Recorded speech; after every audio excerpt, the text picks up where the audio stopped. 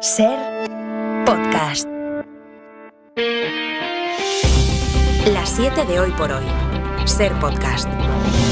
Hola, muy buenos días. Prometía ser una de las imágenes más simbólicas de las últimas horas. A un lado, el responsable de Exteriores de Estados Unidos, Anthony Blinken. Al otro, el ministro de Exteriores de Rusia, Sergei Lavrov. El escenario, el Consejo de Seguridad de la ONU. El espacio construido tras la Segunda Guerra Mundial encargado de mantener la paz en el mundo. Pero lo que iba a ser la foto de un cara a cara clave se convirtió en la imagen del aislamiento ruso. Porque Blinken habló, pero lo hizo a una silla vacía. El presidente Putin eligió esta semana, mientras la mayor parte del mundo se reúne en las Naciones Unidas para echar más leña al fuego que él mismo inició, lo cual muestra su total desprecio por la Carta de la ONU, por la Asamblea General y por este Consejo. El mismo orden internacional que se ha reunido aquí está siendo destrozado ante nuestros ojos. No podemos, no permitiremos que el presidente Putin se salga con la suya. A una silla vacía porque el destinatario, el ministro ruso, no lo escuchó. Llegó 20 minutos tarde y apareció en la sala cuando llegaba el turno de su intervención. Habló al micrófono, justificó el ataque a Ucrania y se marchó. Ángel Villascusa. Blinken ha sido muy duro en esa reunión y ha pedido a todos los miembros de la ONU que no le hagan el juego a Putin, que no puede salirse con la suya. Antes de irse, Lavrov ha respondido con la retahíla habitual, acusando a Ucrania de crímenes contra el Donbass y a Occidente de ser cómplice de estos crímenes.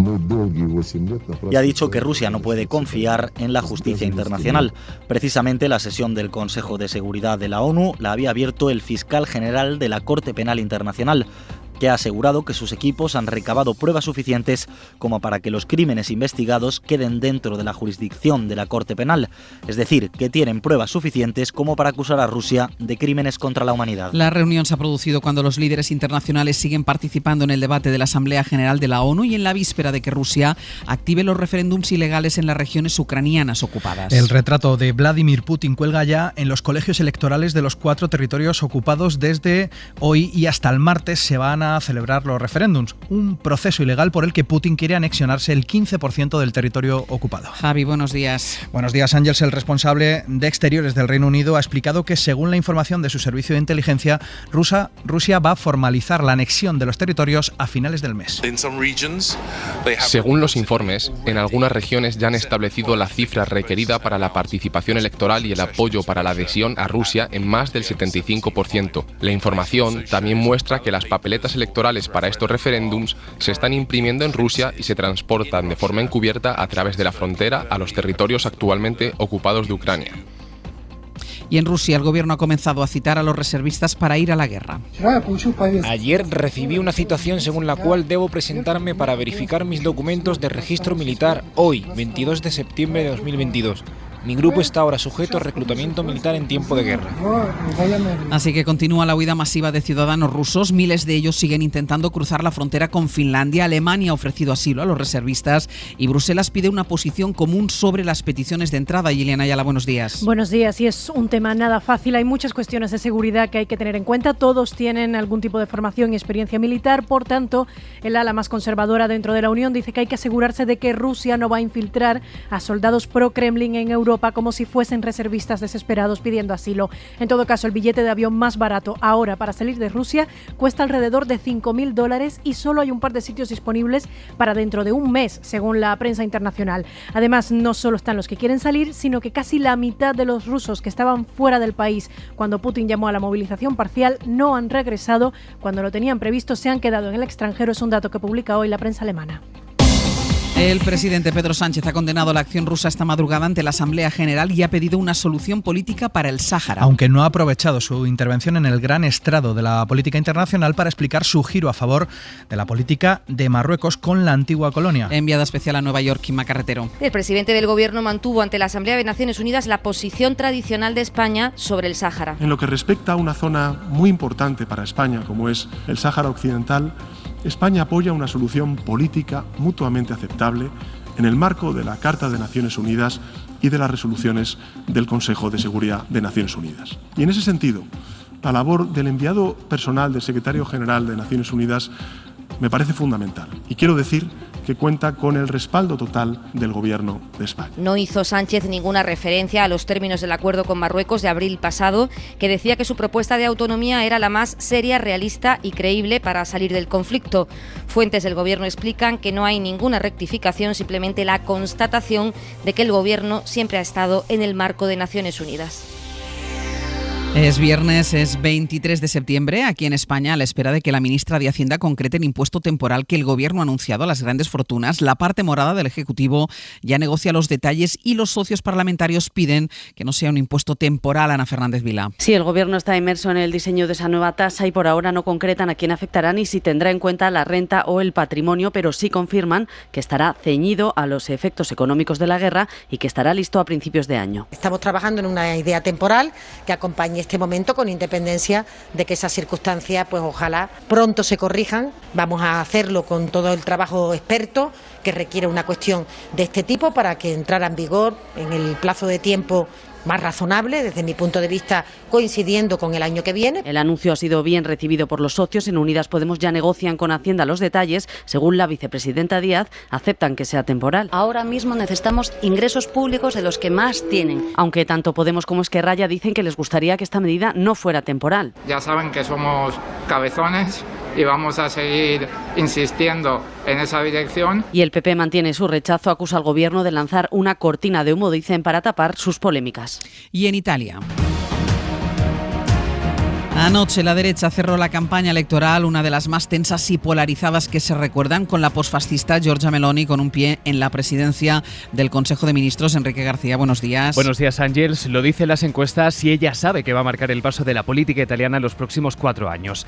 Anoche cerró su mitin en Roma, en torno al gran obelisco de la Plaza del Popolo, donde, por cierto, antes cerraban su campaña los comunistas. Meloni se dirigió al público, cerró la campaña con esta frase: ha terminado la hegemonía cultural de la izquierda.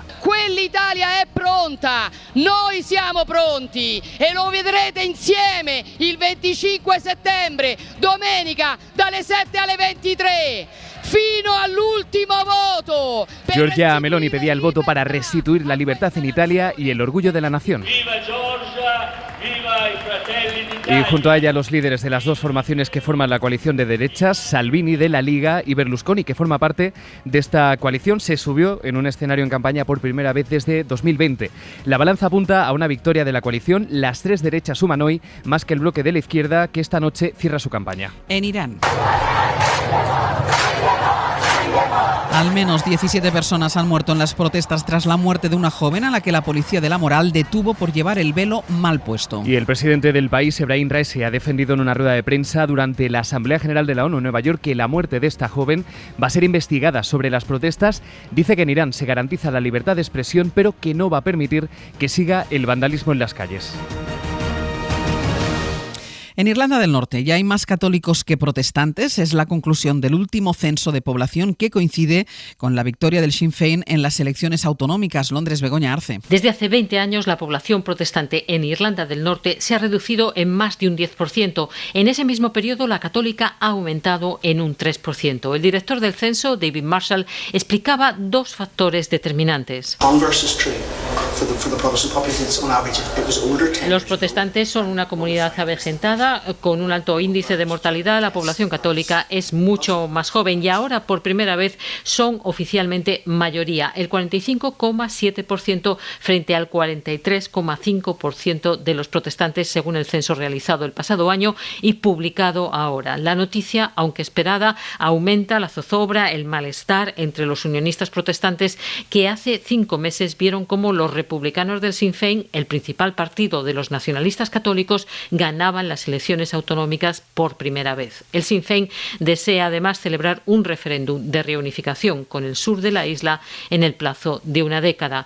El Brexit ha tenido un gran impacto. Irlanda del Norte votó en contra de la salida de Europa. El número de norirlandeses que se ha hecho con un pasaporte comunitario de la República de Irlanda ha aumentado en un 63%. Y Amnistía Internacional denuncia que Estados Unidos somete a torturas y malos tratos a los migrantes haitianos que llegan al país País lo hace en un informe en el que ha recogido los testimonios de una veintena de solicitantes de asilo. Leire Santos. Cuando estaban en un centro de detención para migrantes en Arizona, Philip y Edelaine fueron separados de su hija recién nacida. Me metieron en una sala con más de 200 hombres.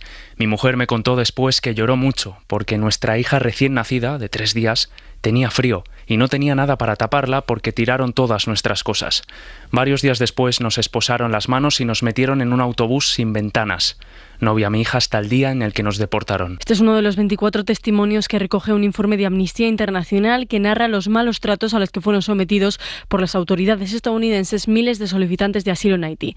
Olas Cacho es portavoz de Amnistía Internacional. Este trato constituye tortura basada en la raza y en la condición migratoria y que esto está prohibido según el derecho internacional. Entre septiembre de 2021 y mayo de 2022, Estados Unidos deportó a más de 25.000 haitianos a su país, amparándose en el título 42, una regulación que permite expulsar a personas que llegan de México con la excusa de la pandemia.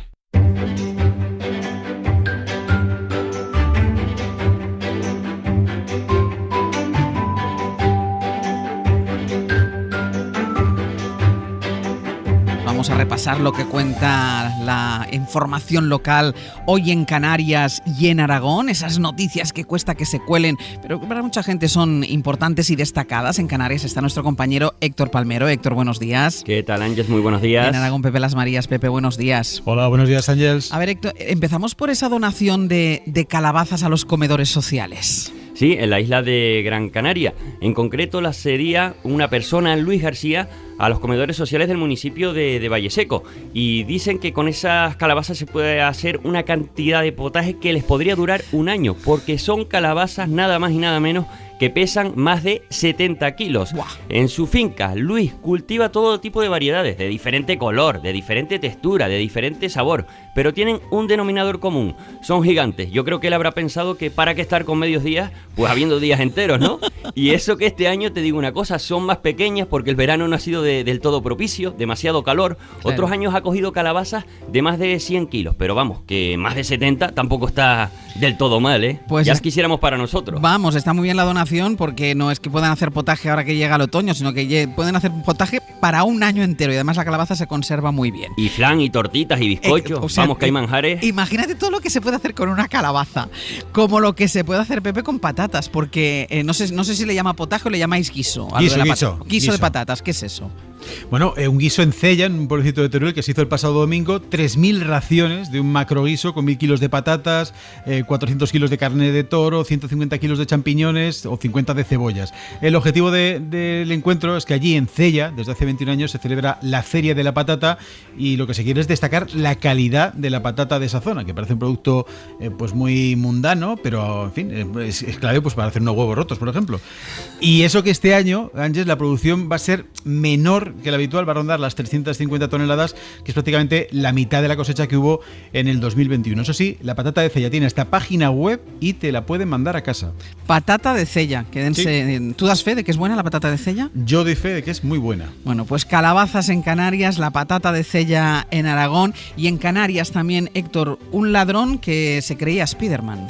Sí, trepaba por los muros para entrar en las casas y cometer los robos. Además, lo hacía con los moradores en su interior, en viviendas unifamiliares del municipio de Candelaria, pues que no se percataban de la presencia mientras sustraía pequeños objetos de valor como relojes, móviles o dinero. Poder arácnido, pero no poder sigiloso, porque al salir de una de esas viviendas, pues la Guardia Civil lo pilló infraganti y lo pilló con el carrito del helado, portando entre sus pertenencias algunos de esos objetos sustraídos, así como otras pruebas que demostrarían su presunta autoría. Fue detenido, con lo cual sus poderes no le ha servido para mucho, o no le ha servido para nada, porque está el hombre entre rejas. Sería bueno trepando por las ventanas, pero no sería tan bueno como ladrón. Y hoy homenaje, ¿no?, en Zaragoza. Sí, bueno, homenaje toda la semana prácticamente a 3 de las heroínas de los sitios de Zaragoza. La más conocida, por supuesto, Agustina de Aragón, pero también a Casta Álvarez y a Manuela Sancho. De hecho, se llegó a colocar esta semana en el zaguán del ayuntamiento la capilla capilla ardiente con los restos de estas 3 heroínas en 3 urnas funerarias, porque se han exhumado los restos, se hizo hace 6 meses, para analizarlos, para investigarlos y descubrir pues, aspectos históricos de estas figuras que son imprescindibles en la historia de Zaragoza. Y de hecho, Ángeles, los arcones estuvieron en el ayuntamiento, como decía, custodiados por 4 soldados en activo del Ejército de Tierra, pero vestidos con uniformes de época. 2, por ejemplo, correspondientes a los dragones de Numancia, que fue la unidad de amarillo que defendió Zaragoza durante los sitios del ataque francés. ¿Y los ciudadanos podían pasar por la capilla ardiente? Sí, pudieron pasar, pasaron, estuvieron los restos el miércoles desde el mediodía hasta las 5:30, luego hubo incluso una parada militar y después los restos los volvieron a llevar a la iglesia del Portillo, que es donde estaban ya descansando. Por ejemplo, el caso de Agustina de Aragón, que murió en Ceuta, la han inhumado 3 veces, porque la llevaron al Pilar, la han sacado del Portillo y han vuelto a llevar los restos al Portillo, donde qué agotamiento, qué viajera. Sí, ya iba a hacer la broma de decir, parece la reina Isabel de Inglaterra. Venga, vamos a dejarlo aquí. Vale, adiós. Pepe, Héctor, adiós, vete con la calabaza. Un beso. Abrazos. Hasta luego. Las 7 de Hoy por Hoy. Ser Podcast. Y ya saben que nos gusta que empiecen el día con una recomendación cultural. Es viernes, así que los viernes hay estrenos en los cines y Pepa Blanes nos trae las recomendaciones de lo que hay que ver en las salas este fin de semana. Modelo 77 es uno de los estrenos de la semana. El thriller carcelario de Alberto Rodríguez nos sitúa en los años 70 en la cárcel Modelo de Barcelona, en la que fue la lucha de los presos comunes por sus derechos en plena transición, con Javier Gutiérrez y Miguel Herrán. Esto es un país nuevo, Pino. Las leyes del país viejo ya no sirven. Y nosotros estamos aquí por esas leyes. Se acabó. ¿Se acabó el qué?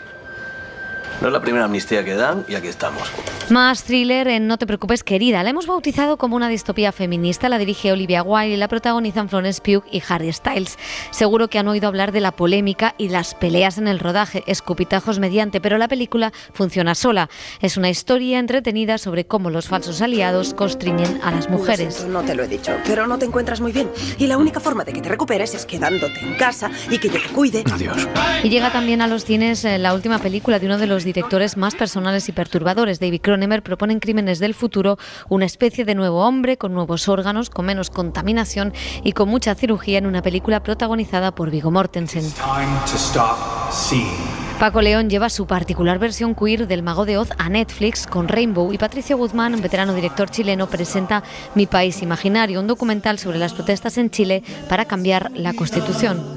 Para no perderte ningún episodio, síguenos en la aplicación o la web de la SER, Podium Podcast o tu plataforma de audio favorita. Cadena SER. La radio.